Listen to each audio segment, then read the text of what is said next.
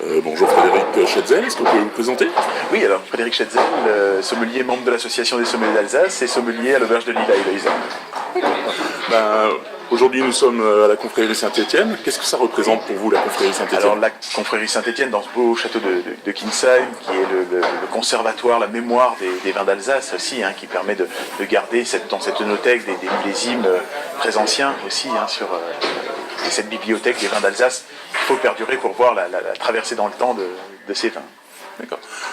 Je me permets d'être indiscret, je peux connaître votre âge? Oui, 28 ans. 28 ans.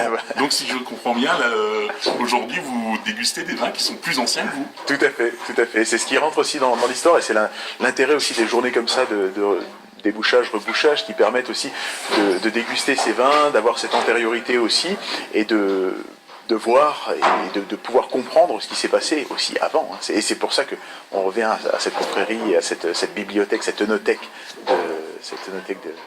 Tout à fait.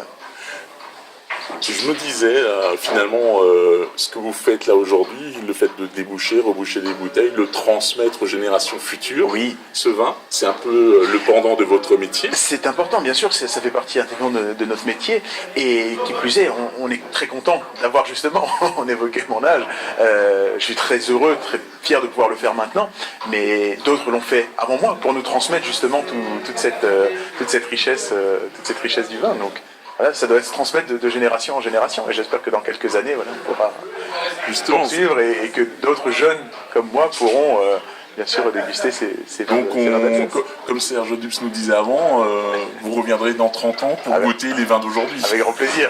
Avec un immense plaisir.